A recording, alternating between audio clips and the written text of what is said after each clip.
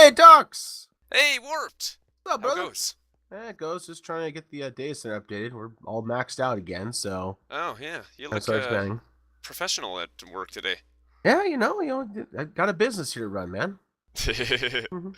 What's news with you? was just heading out to BRAT Station, check out the trains, make sure they're still running over there. Yeah, important things in life, right? Yeah. Other than that, anything exciting happening? Ooh, these are um, nice. yeah. Yeah, I don't know if there's any trains coming in there. Can you see? Because I can't. Put my hand on the corner. I'm like, ah!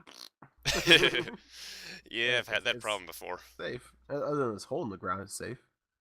I blame Viesti for that one. Always And blame the partially you, because Warlock. there's a button there, so that's probably you. Hey, there might. I won't deny that.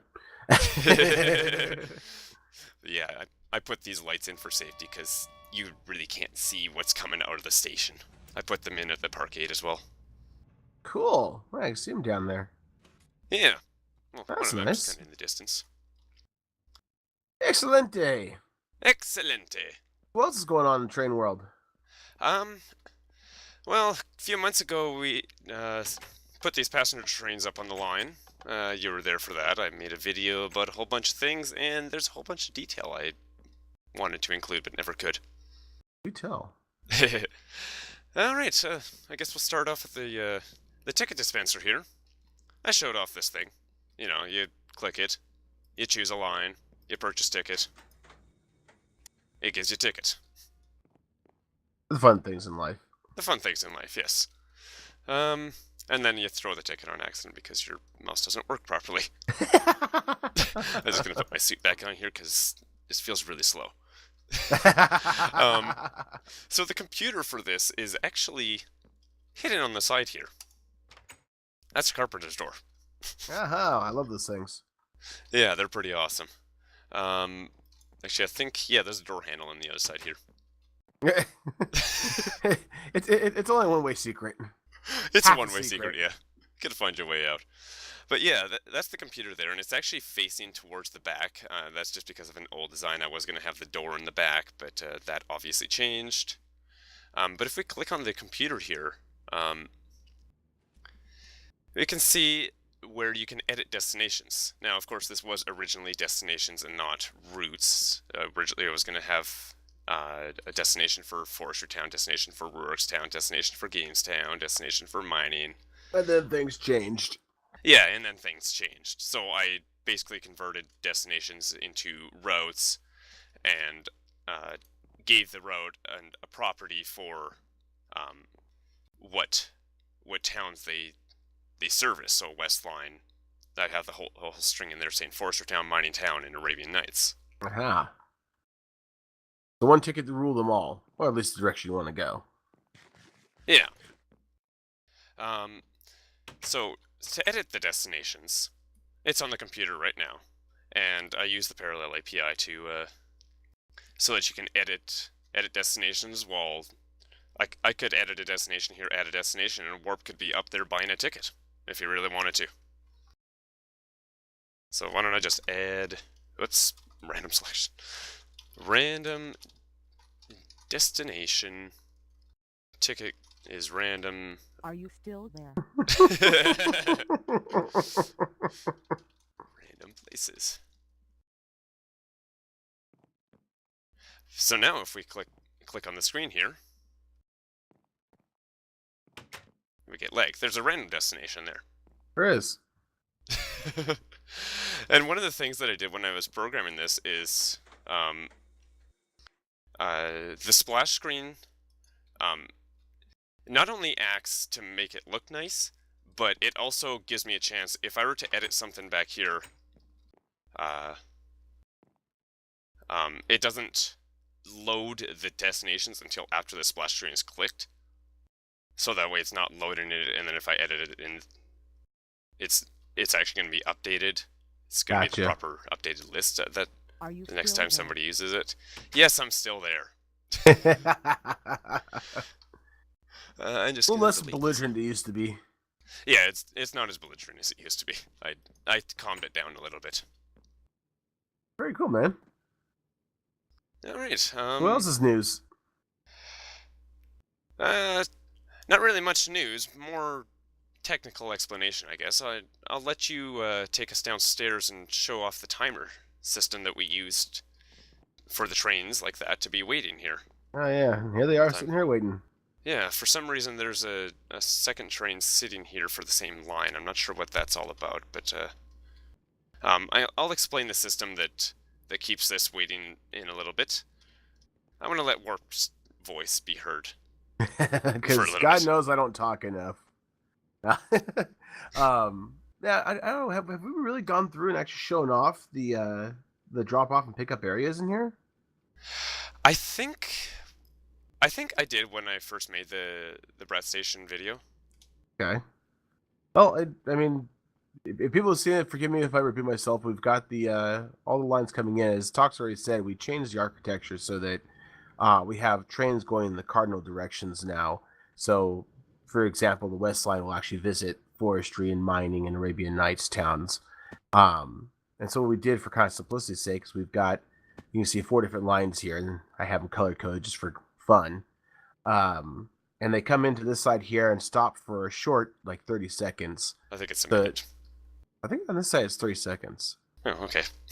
I can check the times, but nevertheless, it's a shorter duration for people to disembark. And then on the other side here, it's set for, I think by default we have it set for a minute. This can be adjusted, but Yeah, and I the did idea adjust people a few of can them. get down here, get on, and the timing also serves another purpose, which is to allow the trains to get spaced out. You'll see that we had that one train that just took off. We don't want to have this one right on its heels because, you know, if you have a bunch of buses on a bus line, last thing you want is all the buses stopping at the same time in the same place. So, in order to do that, we basically did a little more rednet magicry, as we always do. And you get this wonderful little craziness going on down here. Now, ignore this line. This is a VST thing, so don't even think about that. But this one controller right here actually controls the systems on both sides, and the basic concept is you have the system set up to sense when a train comes in. We were in each other for a second there. Oh, we have this thing is set up with some very simple code that I can't call it code really. It's kind of a joke, but anyways, basically what it does is set up so that when a train comes in, it senses the train comes in with this guy right here, and it'll start the timer, and that timer has, again, whatever we set it to. So in this particular case, this one's set for a time interval we think is appropriate for that line. And again, the whole idea is helps set the trains apart from each other. And then once the timer is up, it will release the train. And once the train travels across and out from its departure line here and on out, it will then reset this timer. So you can see this timer right now is starting to go through its little cycle. But the timer won't actually start until the train comes in. Yeah, to do that, we actually have all the pages filled up on this maxed out controller. If you've ever dealt with RedNet controllers, you'll understand this. If you haven't, watch a tutorial. They're fun, they're flexible, and if you're not quite up to speed to do computer crap, this is kind of a good mid-level thing. It's kind of above doing vanilla Redstone, if you will. It's all kind of crammed into one. But there's only really 2 pages involved with it. The first page you see right here is just a SR latch, or an RS latch, as I usually call them, that senses the train coming in and starts the whole progress off. You'll see that goes to variable 1. Pause that if you need to look at this further. And then the next page is that second piece we talked about. You can see the code right here. It's just an AND gate. And all it's doing is simply saying, once this timer is done ticking off, check the line in front of me. If it's clear, go ahead and let me go. That's all it does. Very, very simple. And again, once that clears out, then it'll reset the timer again for you. So pretty straightforward, and I mean, that's all there really is to it.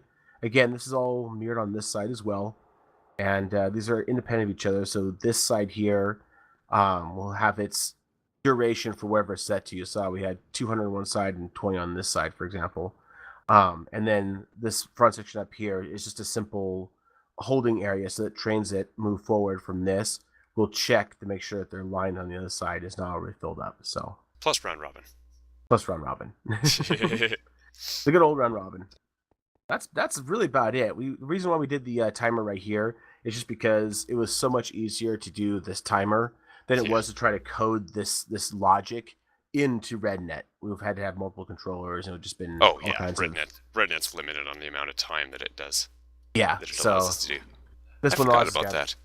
yeah. That was a fun thing. The RedNet Yeah. timer only gave us a like 12 seconds or something like that. So Yeah, it was ridiculous. wasn't exactly ideal. I kind of beat my head around this. I have to get my hat off to Yankee. He comes down and looks at Yankee, goes, dude, just use the Project Red timer." I was like, oh. So, thanks, Yankee. So yeah, that's all it was. It's typical. Like I said, it's my typical shenanigans with I'm gonna turn my suit on here. My typical shenanigans with RedNet controllers. This is what happens with us non-computer computer craft savvy Luddites need to get stuff done technically. Yeah. So the last thing that I wanted to talk about is all the logic that we have here. Warped is down in the basement again. Yeah, kind of forgot where I was going. Sorry. Anyways, you're saying. All the logic that prevents trains from ramming into each other. Warped had already kind of hinted at a couple of them.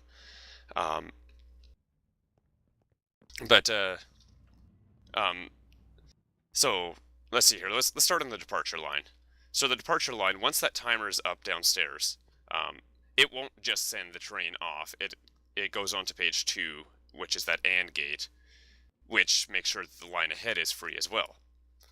So if there, for whatever reason, is still a train sitting here, because this whole thing here is round robin, so that only one of these trains will depart at a time, and it will wait until the train is out of the BRAT station before another train departs this line here. So if lot of logic for anti-train up train action. Yeah.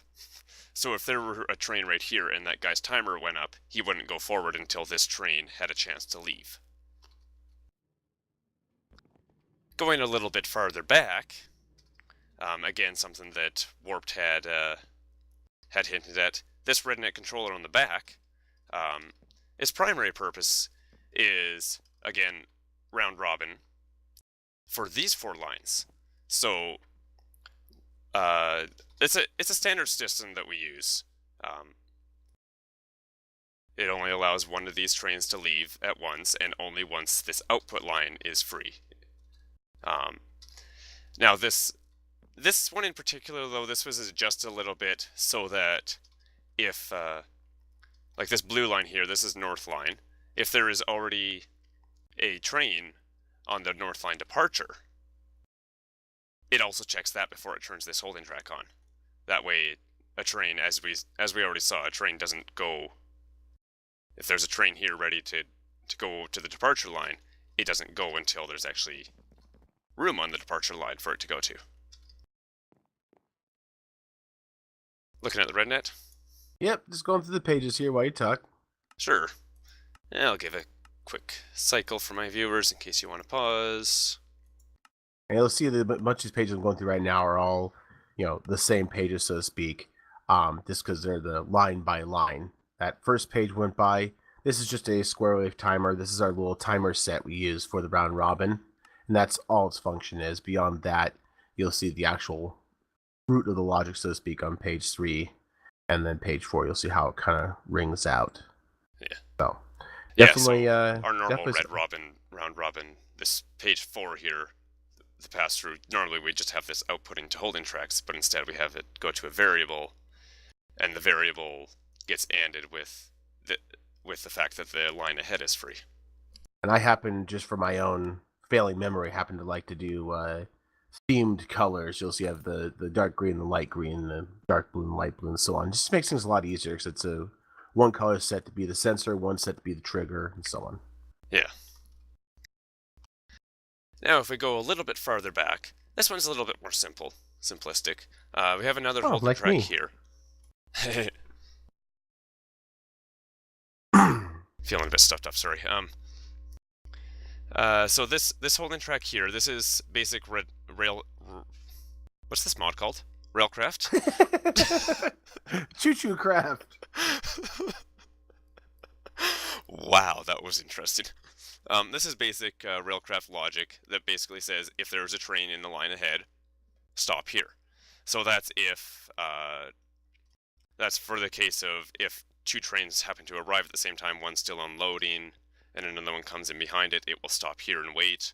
Or if there's a train waiting up here for a train to leave here, and another train comes in, it will stop here. That's actually probably a better example in this line because West Line does actually have 4 trains. It's a big line. Yeah, it is a big line.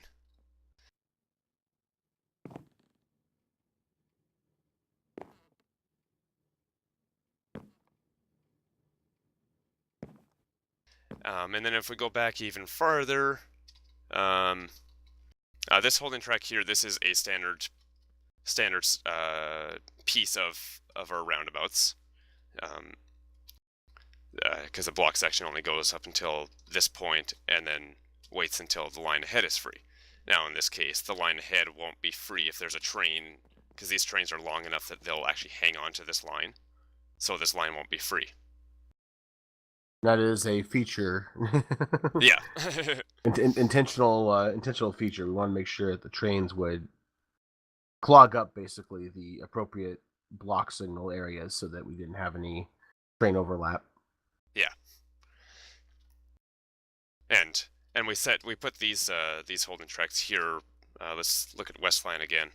That way, because we were originally going to have this set so that if any of these lines were still, or no, we were trying to do some crazy system to hold a train here if its line wasn't available. 1, it failed, and 2, that clogs up the roundabout. Yep. So holding it here doesn't quite clog up the roundabout yet. We're basically trying to get as much flexibility to cram as many trains in as we possibly can within reason. Yeah, exactly. So, and within the space we had. Yeah, and in this particular situation, too, you have to understand that the architecture we went with, as we said, is sending out trains in cardinal directions. But please understand, when we talk about sending trains out to do basically routes, like I said, like a bus system, one of the routes we have, for example, is the north route going out to Gamestown, where BDA does his big arena. That's about a 2,500 plus block travel. So having one train going out there and back doesn't make sense. It'll take way too long if you're sitting here waiting for it. You can dang near walk That's 20 faster. Minutes. Exactly. So we need to have a way to have many different trains all performing the exact same function. So all these trains are coded the same, ticketed the same. They're identical in every aspect. They're just locomotive 1 through whatever. And this way, this system allows us to ensure that we're setting those timings we should to keep the trains separated. So if 3 of them come in at once, there's room for them to queue, and then they're released at a set interval to try to spread them back out. So for any reason anything happens and trains, do actually bunch up a little bit, every stop that they're going to go to is going to help space them back out. Yeah.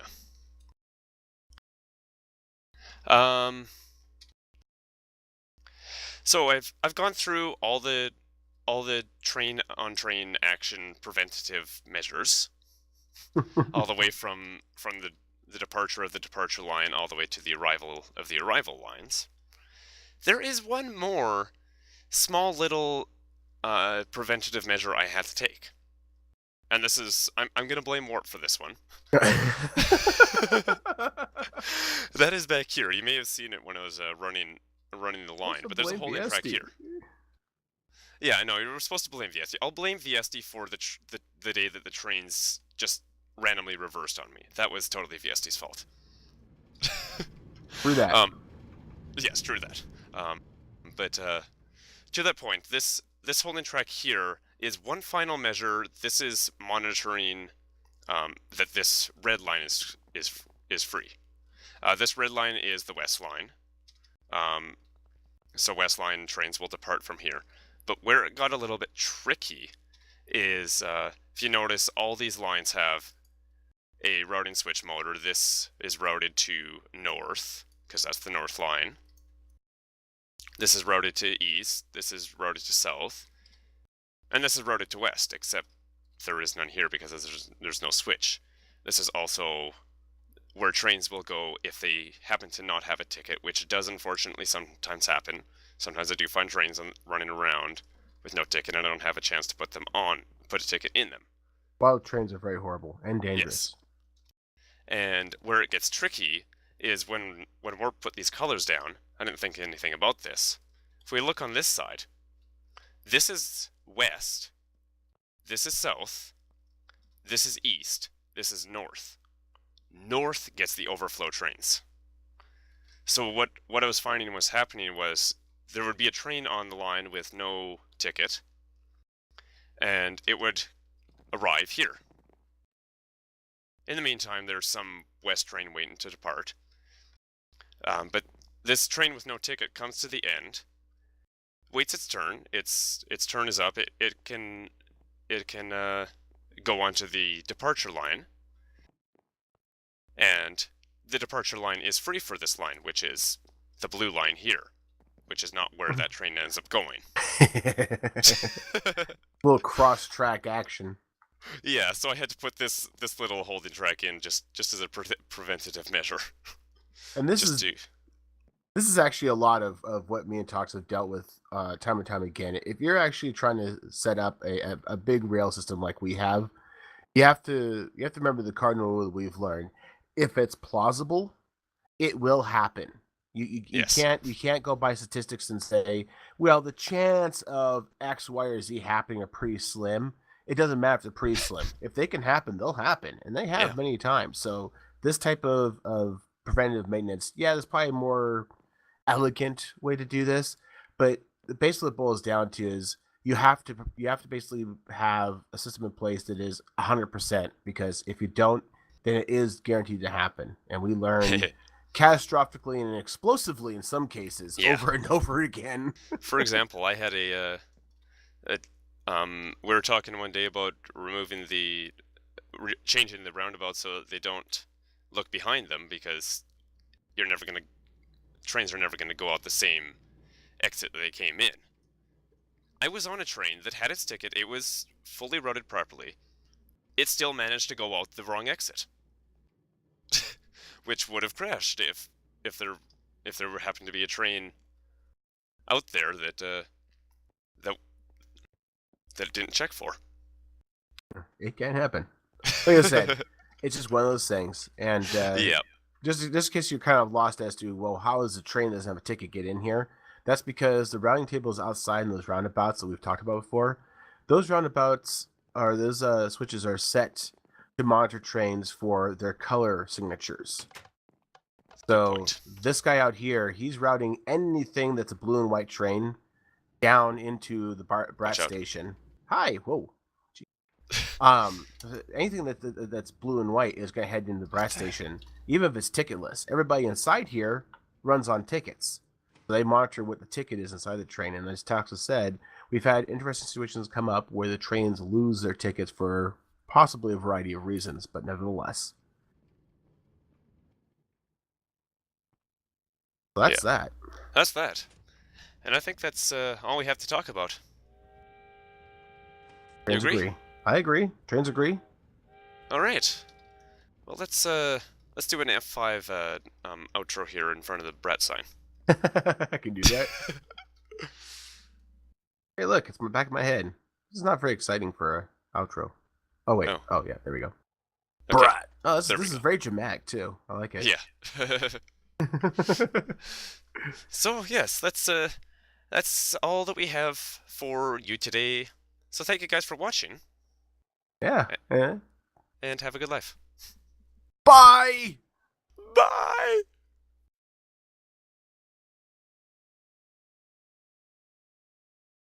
Wow, that waveform was massive. That's what she said. She likes waveforms? Yes, she does. Especially ones that go wah wah wah wah wah. Okay, now I'm gonna stop recording. Bye, guys.